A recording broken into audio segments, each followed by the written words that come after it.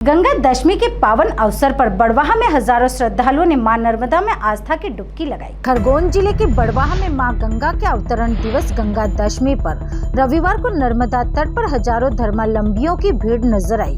श्रद्धालुओं ने नर्मदा जी में स्नान ध्यान के साथ विशेष पूजन अर्चन किया।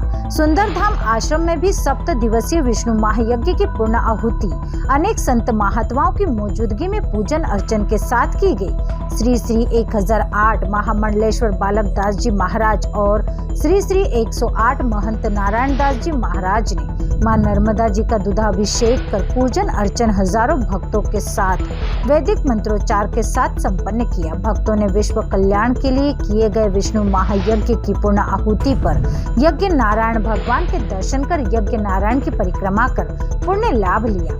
आश्रम में चल रही राम कथा के अंतिम दिवस आज व्यासपीठ पर विराजित पंडित श्याम जी मानवता ने प्रारंभ में मां गंगा के अवतरण की कथा श्रवण कराई, जिन्होंने कहा कि भागीरथ जी ने अपने पूर्वजों को उद्धार करने के लिए मां गंगा की कठोर तपस्या की, जिसके प्रतिफल के रूप में मां गंगा ने इस धरा पर अवतरण लिया। उन्होंने कहा कि गीता कहती है कि संदेह और संशय हमेशा विनाश का कारण बनते हैं, इसलिए जब भी संदेह या संशय हो किसी समर्थ के चरणों में चले जाओ। जब अर्जुन के सामने संशय की स्थिति बनी तो वे भगवान कृष्ण के चरणों में समर्पित हो गए और वहीं से गीता जी का जन्म हो गया। उन्होंने कहा कि जिंदगी की हर खोई हुई चीज संत के चरणों में मिल जाती है। पंडित मनावत जी ने कहा कि भागीरथ जी ने गंगा को पृथ्वी पर लाकर अपने पूर्वजों के संकल्प को पूर्ण किया था और उन्हें मोक्ष की प्राप्ति करवाई।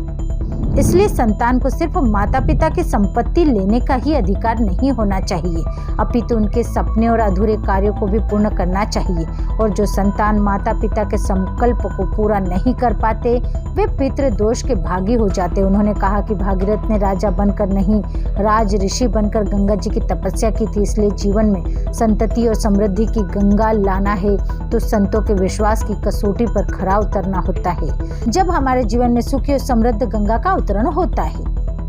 बड़वाहा से विशाल कुमरावत की रिपोर्ट।